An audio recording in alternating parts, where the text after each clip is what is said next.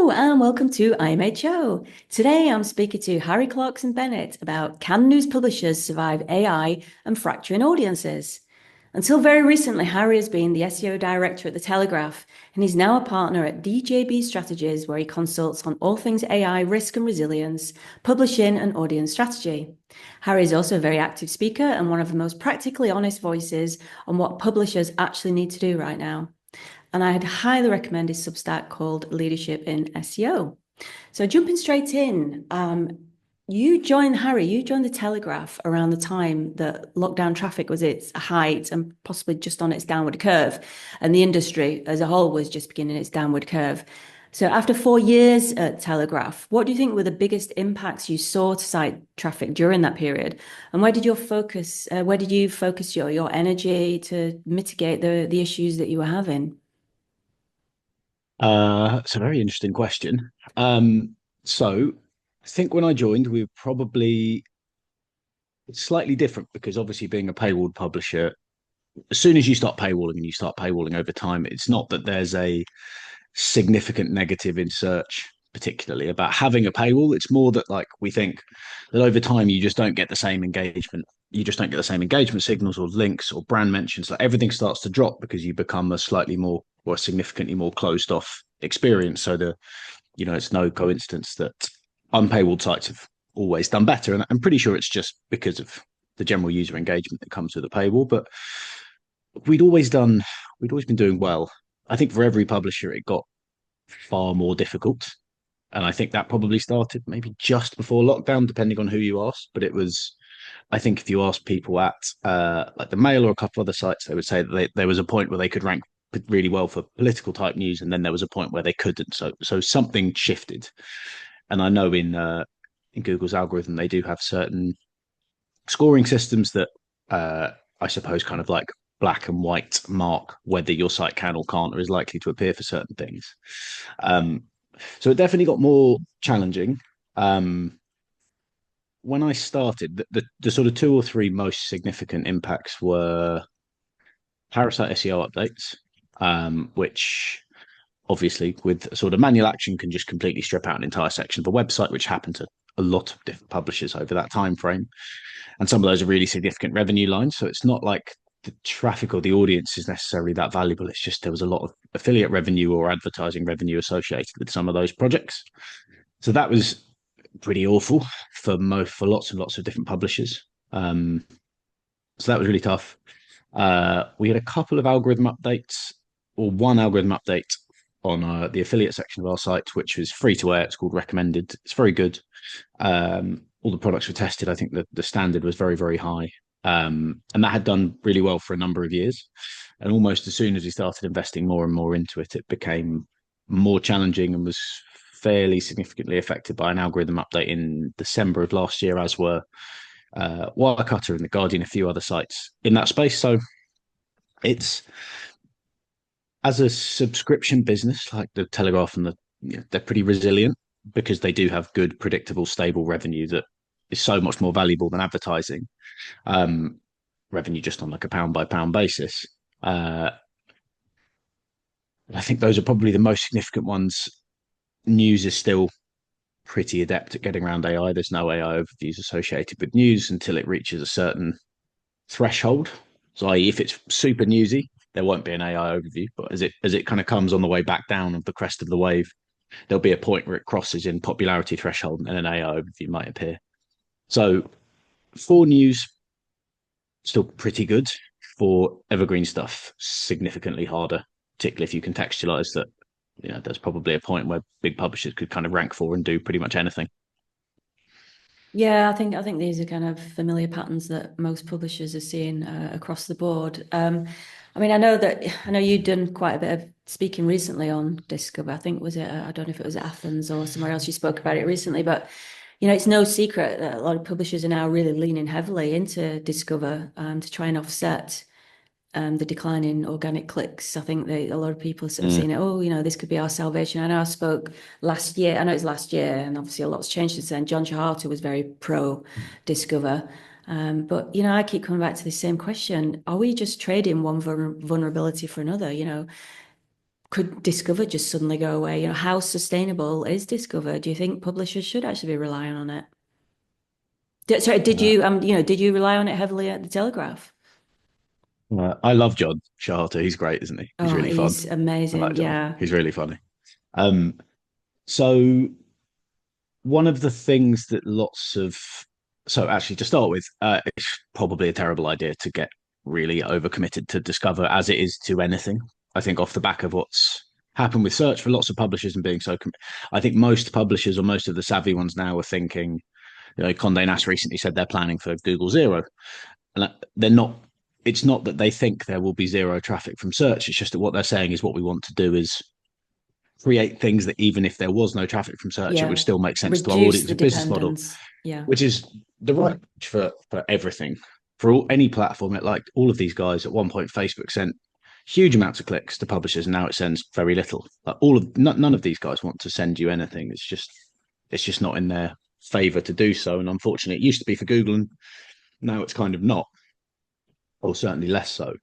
Um, so I think it's a bad idea to get too committed to Discover, but it's a huge source of traffic. For most publishers now, I suspect, if you averaged it out, it's probably about 70%.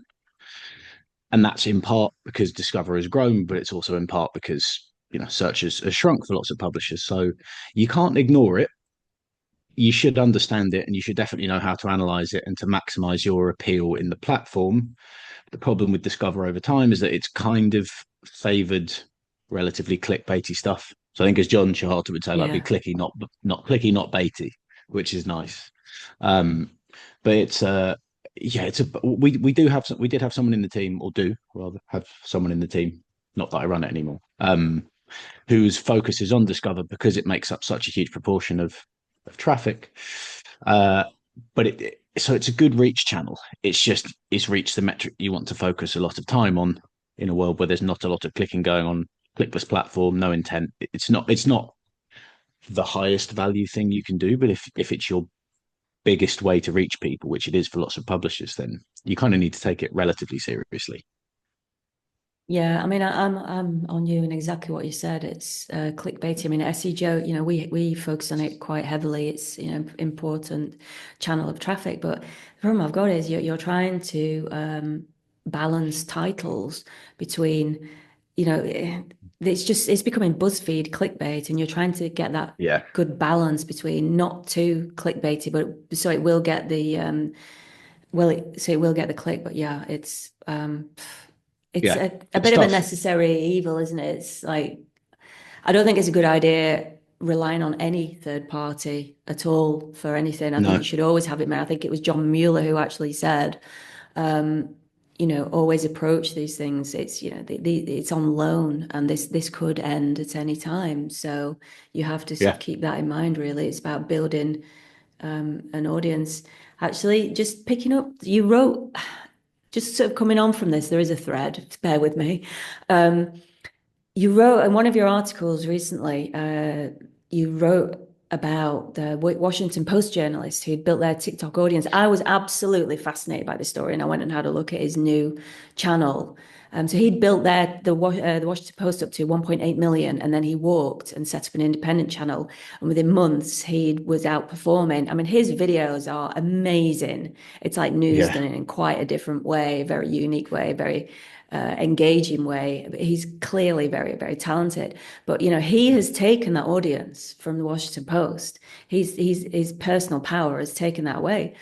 So are we finally entering this genuine era of authorship where, that Google, we used to talk about this for years about authorship, where the individual is holding the power and publishers are essentially going to be licensing their audience?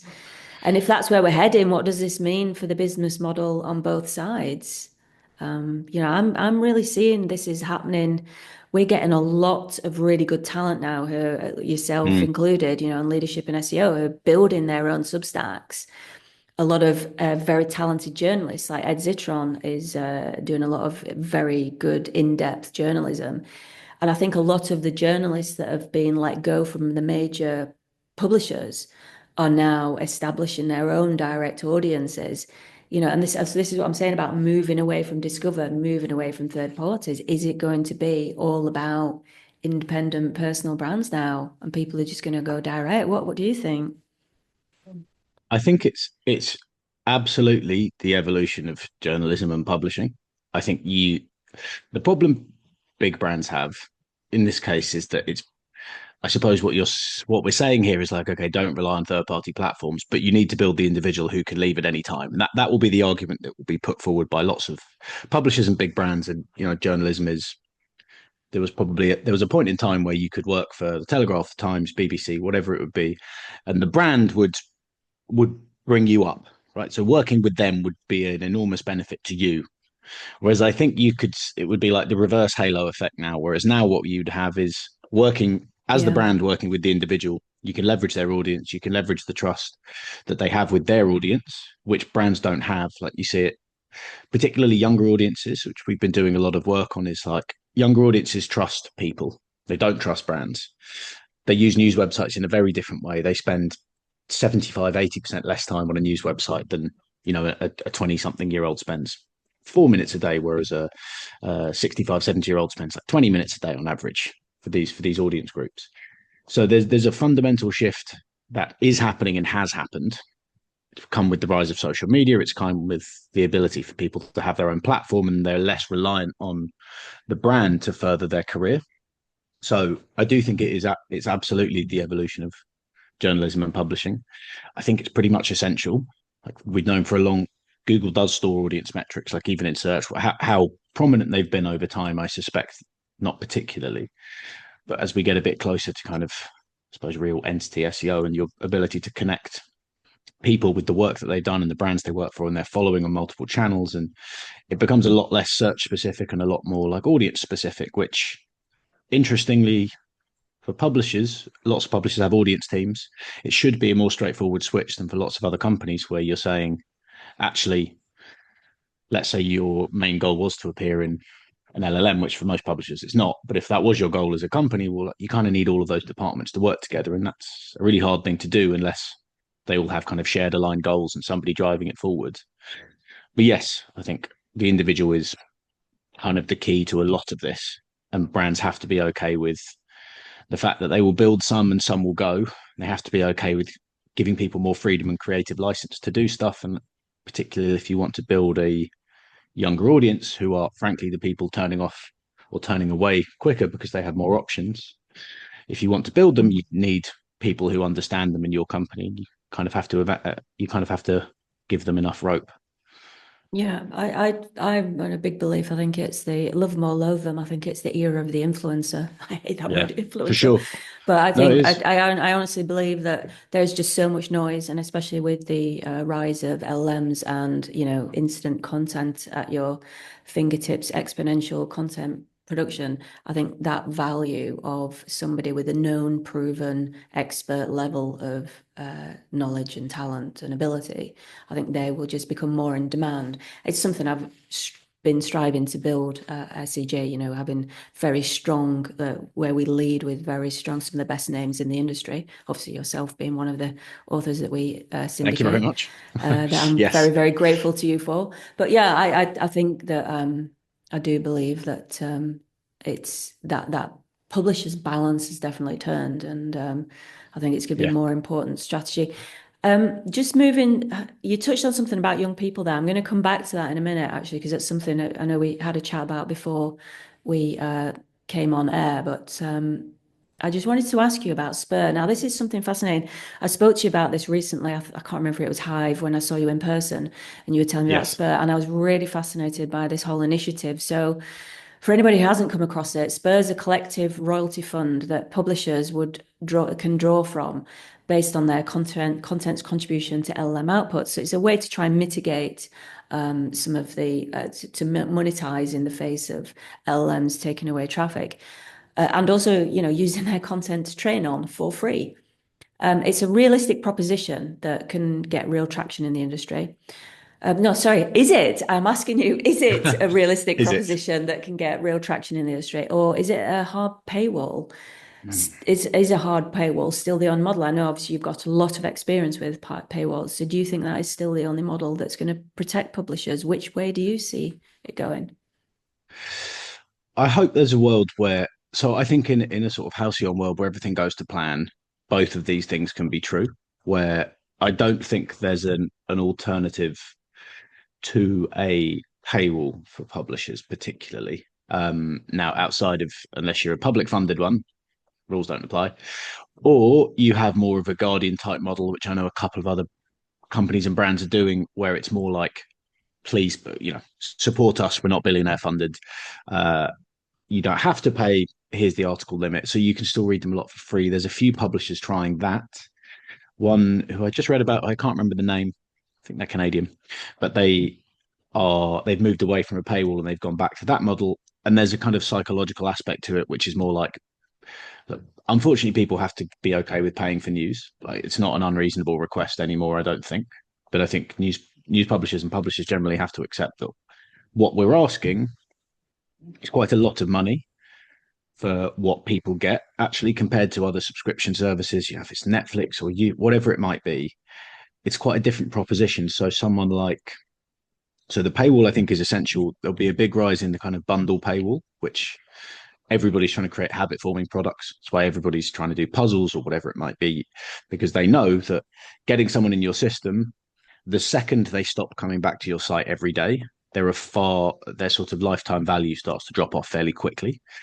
So there's a real psychological aspect to all of this, which is like, people don't like paying for news or a paywall. So for some brands, it's like people might be more supportive or more willing to pay for certain things. So maybe that's an option. But I think the reality here, and like the best approach for everybody, is that you have content that is good enough to pay for. That's quite difficult to do. You're not going to get that as a beginner publisher. It takes a lot of time and credibility to be able to get there. I think it's got to be really good. It's got to reach the right people. You've got to have KPIs that reward like a sort of zero-click world. So it can't just be clicks and traffic anymore, because I don't know if does anybody want to be tied to a metric that's just going to go down and down each year and is in lots of ways out of your control. I don't think that's a sensible move. It's like, it doesn't mean we stop tracking it. So I think the KPI side of things is really important, but I do think there's a world where paywalling, where people pay for it, and where AI companies will pay for the licensing of your content, could be there. Because what we have at the minute with all of this, with big publishers and people blocking LLMs, is we get an inferior quality product as a consumer. So it's kind of like everything here sucks, in that as a consumer, you get a lower quality product because the data that your models are being trained on is not written, verified, fact checked to the best of its ability, and is written less by the best quality people in the industry.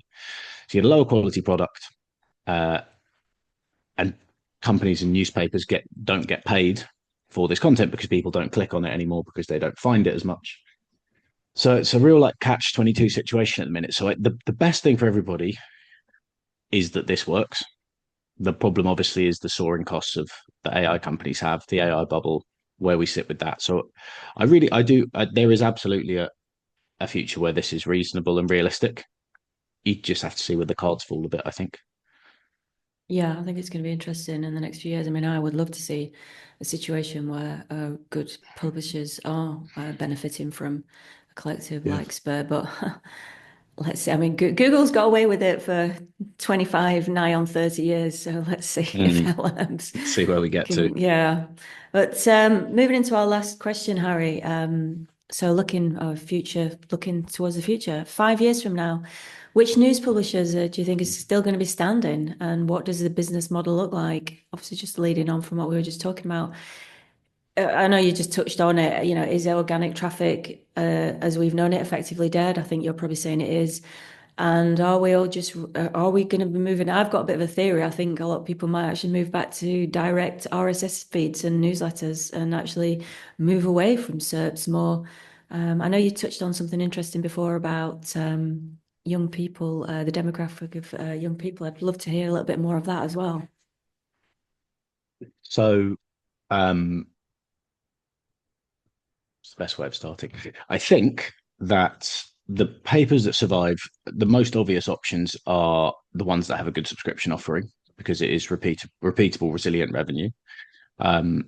The follow on from that is their sort of bundle subscription option. And like the New York Times is the perfect example of this, where in terms of their number of subscribers, they have something like 13 million altogether, which obviously is high, but Yeah. only less than 2 million of those are news only subscribers. So most of their subscription offerings are for games like puzzles, The Athletic, cooking. So they have a more diverse audience, more diverse, more resilient business lines. That's kind of the model that most people are trying to build to at the minute, which is obviously quite difficult because you need multiple different areas. So it's like instead of having a singular subscription, what you probably end up here with more companies is a bundle offering. Uh, I also think there's some good M&A opportunities in there. I have no doubt there'll be some fairly cheap opportunities that crop up in the next few years because so many people or companies won't have built for what this next iteration of the internet is. Um, at the time of all of this, organic traffic is still probably the biggest driver for most brands or lots of publishers. That's very news specific at the minute. Obviously, it's far more difficult on Evergreen, particularly with commodity content where publishers have done so much of over the last few years. Um, but news, obviously, no AI overviews really. It's very difficult for LLMs to be able to synthesize news in real time. Obviously, they use grounding and they're able to call from certain websites. But if these guys are all blocked, then it's not an ideal solution. So I think the publishers that survive are the big classic ones because they've already got a strong audience. The follow-on question from that is what age groups are those audience in? What's the demographic data behind that? Are these guys still managing to attract a younger audience? And in that's very, very variable, which is kind of the bit we're working on at the minute. It's like, what does the younger audience look like for specific publishers and groups of publishers by access model, by type of publisher, whether it's a broadsheet or a tabloid or whatever it would be. So we could try and uncover some interesting pieces of information within that, because there's lots of things like we've seen a fairly significant drop for certain publishers for younger audiences over the last 3 years, and that's probably a decline that is forged by a combination of your editorial output, your ability to market yourself effectively on alternative third-party platforms. Lots of companies and publishers have needed the click for a monetization model or to gather that audience data, which you still really need. But the click's been less forthcoming, and lots of times that means that the more clickless platforms like Instagram or TikTok or whatever it might be, are kind of shunned a little bit because they don't drive a click back to the site, and then you can't get an email sign up from those, so you can't then build your newsletters in your own platforms, which is obviously the goal for everybody because everybody wants out of the sort of big tech disaster that seems to be upcoming at the minute. So I think it's a really difficult one. The ones that stand the best chance, good subscription models, really high quality, unique content. And I really hope one thing that happens off the back of all of this is that people sort of, journalists and papers do lean in more to uniqueness and things that make them stand out as publishers. That they build products and that they build things that are very resilient to AI, and they build things that are pieces of content or research or data, whatever it might be, that is difficult to replace fully, and that they're able to build like real connections with people. I think that's where all of that ties together. Is like it really is all about understanding your brand and your audience, where you sit in the market, where you're strong, where you're weak, what your competitive positioning looks like, and then understanding whether you've given the right people the governance and freedom in your company to be able to build what you need. And that's the really difficult bit, is that lots of these guys are very legacy companies with, some cases, I don't know them all very well, but in some cases quite archaic setups, and that's a real challenge, I think. So I think it will be a very interesting few years. Yeah, I mean, I think fundamentally, I mean, what underlines everything, and I guess people really need to focus on, is there's always going to be an audience wanting to consume content, and there's always going to be people out there wanting to produce it. So I think it's just figuring out that balance of how it's going to look. There are always it's interesting what you're saying about the younger audiences are not consuming, but are they really moving to TikTok and consuming their news on TikTok like people are saying? Well, I think Dave Jorgensen being the Washington Post TikTok guy being a very, very good example Yeah. of, we have a case in point for the individual here. If people really Mm, care about him and the content he creates, there's no red tape around newsrooms for him, which mm, makes it easier. It's certainly a lot easier with AI and different systems at the minute to become a bit more of a one-man band and to have mm, quite high publishing volumes and to keep costs relatively low. So I think that's a really good example of it absolutely is true. And people are and young people particularly are moving on to different platforms and have been doing that for probably the best part of 10 years, Mm. uh, as sort of direct traffic and branded traffic declines would tell you. And something like YouTube has a engagement time like 10 times the average publisher. So they absolutely have moved to other platforms. They also consume, the average teenager or like up to 25 years old is probably the most consumes the most content of any generation in history, but it's just not on publisher websites. And that's the really difficult bit for people to accept, I think, is it's like this is a huge shift, Mm. whether we like it or not. So you've got to adapt, and if you don't, I think that's how long you have left is probably depending on how much money you've got in the bank, I suspect. It's going to be interesting actually to see if those audiences, as they grow, shift their behavior as previous generations have. But I think Yeah, probably what we're going through now, we've never had such significant changes happen in such a condensed period of time. I mean, I think a lot of what's happening now is very similar. There's parallels with what happened in the early 90s of from print having to completely. transition to what was known as new media websites. That was Yeah, catastrophic at the time for anybody who didn't jump on that. But I think the difference is that that was drawn out over a longer period, whereas it feels like now it's just been condensed so much and everything is moving so much faster. yeah, and that's I suppose there's probably two ways of looking at that. There's the optimistic one, which is listen, lots of companies did brilliantly off the back of that in the end. So you Mm, could sit there and say this industry does have a history of resilience at getting through mm, some of these areas, which is obviously a good thing. There's a lot of people still here who would have worked through that or certainly been at the tail end of it. Um, and then I suspect there's a more pessimistic view, which is, as you said, it's like this one feels to be moving a lot quicker. mm. Whether it's true or not, I guess we'll only find out in the next few years. It does feel like that, but I also wonder if that's kind of everything feels like that now. So it's hard to know whether that's true or there's just so much more content around at the minute that you feel like it's just so much more intense. So, as I said, that what we were talking about there is Harry's leadership and SEO Substack, which we do sub syndicate on SEJ, but it's also on Substack, and it's an excellent read. Do sign up for that. And Harry is also now at DJB Strategies, and he's open for business and hire. So, Harry, where can people connect with you? Is LinkedIn the best place? Yeah, LinkedIn's probably the best place. Harry at djbstrategies.com. I think those are probably the best two. Fantastic. Well, thank you so much for being my IMHO this week, Harry, and I hope to see you soon. Thank you. Thanks, Shelley.